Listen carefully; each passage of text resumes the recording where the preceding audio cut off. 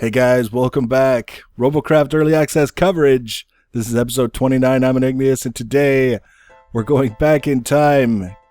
Well, not really back in time. We're just dropping down a couple of tiers. As mentioned previously, we need to farm up some lower tier tech points so that we can unlock the Tesla blades for tiers 8 and 9, and that will allow us to unlock them for tier 10. So we need to build some new bots for that, and I decided that for our tier 8 bot, we would do something of a flyer. And it gave me an opportunity to start messing around with things. So what you're actually going to see is some very bare bones bots kind of string things together and then pop into the practice map, and you'll see them flopping around, and then we'll go back and we'll modify some more. I would encourage you not to start duplicating this bot in any way, shape, or form until you've seen the next episode, because the next episode is when we'll get into some match footage and you'll be able to see if this bot is really worth your time trying to duplicate, or if you want to modify it or just steer clear of it altogether. We can see we've got a lot of thrusters on there. One of the things that I realized with this bot is that I was looking at what components that I had already available to me without having to buy anything else. Our tier 10 bot is very expensive to continue building. We've got a little bit of CPU available now. We've leveled up a couple of times. Whenever we buy new blocks, those are just being used to swap out the tier 8 blocks that are on the tier 10 bot. And then once we've got all those swapped out, then we can start adding.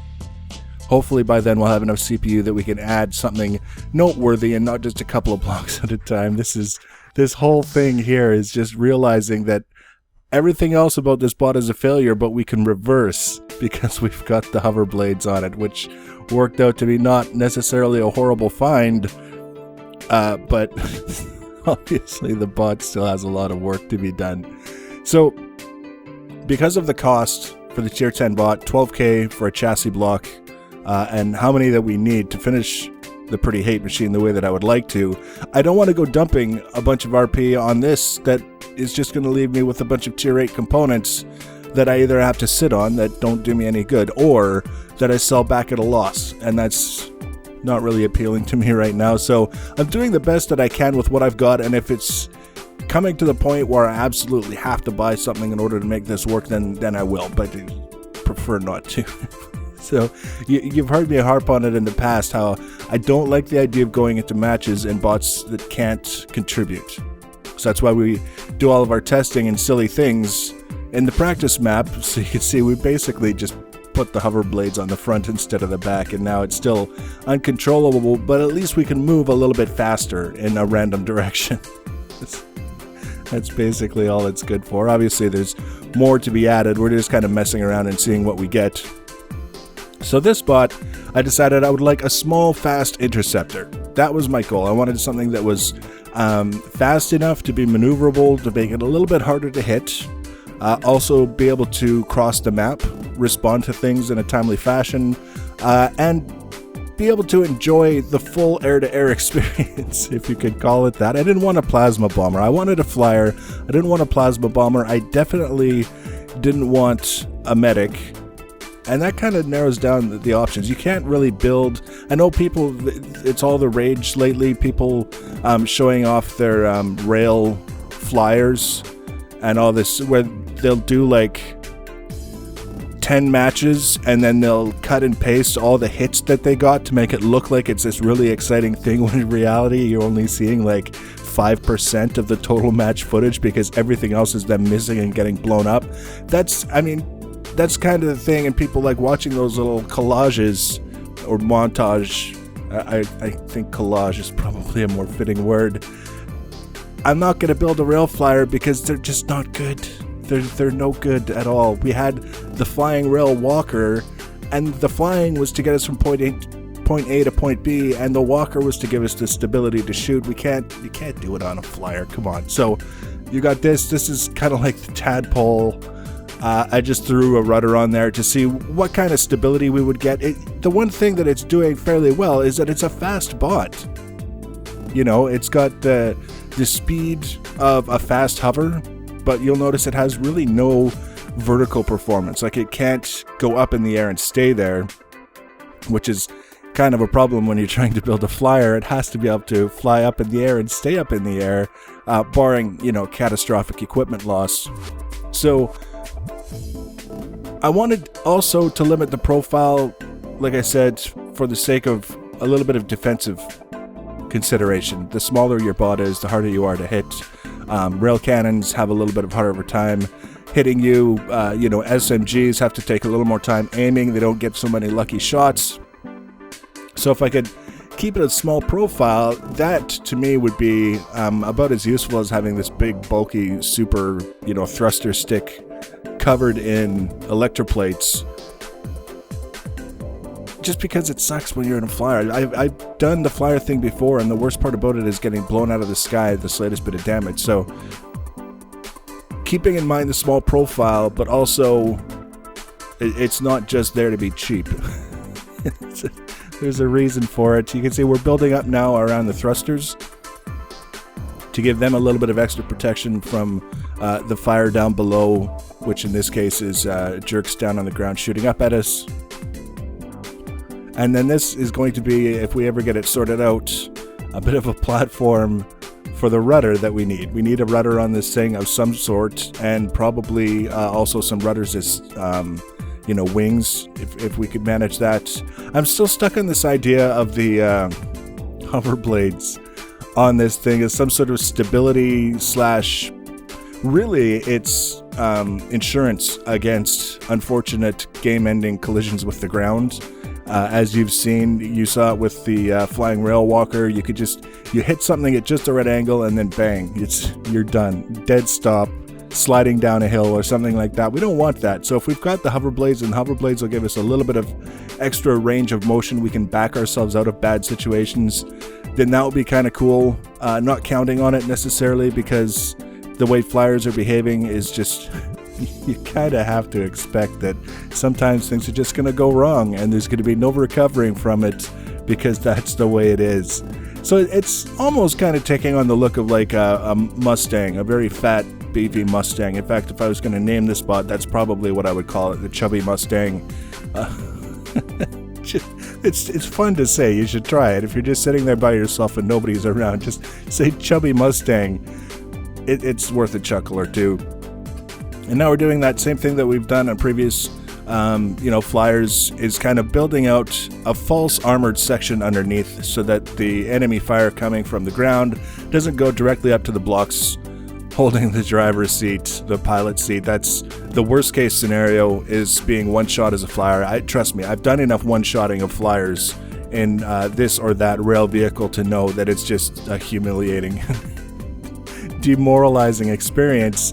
So now we've got, these are the rudder on the back is a tier 6, and then the ones that we just put on are tier 8. And I didn't like the way they were placed, so take them off and kind of bring them in a little bit to make them a little bit more compact. And then I realized that it's not going to do anything for us. It's just a very expensive hover vehicle that's in very good shape to right itself if it ever flips upside down, or if it just decides it wants to be upside down on its own.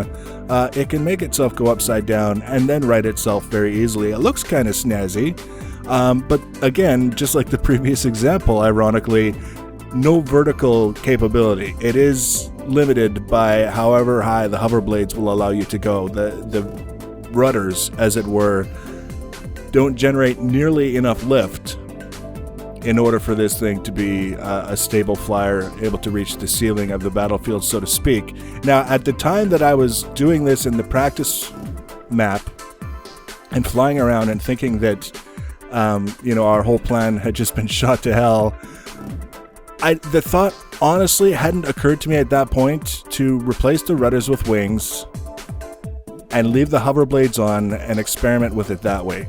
I just assumed, because I'd seen so many other designs in various different places, people making viable flyers with only rudders, that if it didn't work with the rudders, it meant there was something wrong with the vehicle. Just get rid of the hover blades, get some proper rudders on there, and then it'll fly properly, and then everything will be fine. And I was completely wrong. What's worse is that the reason I didn't want to mess around with the wings in the place of the rudders is because I didn't want to have to buy wings, while having completely forgotten that I still had the tier 8 Halloween wings in my inventory that I could have swapped in. You'll actually see them on the finished bot, because I eventually come back to the realization that, yeah, we're going to give them a try. replace the rudders with the wings because the rudders just aren't giving us enough lift. It's one of those things where I kind of got ahead of myself. But, I mean, long story short, I probably at some point going to revisit the whole hover blades and wings thing to see if that's really a case that the, yeah, here they are. Right after. Such a dolt.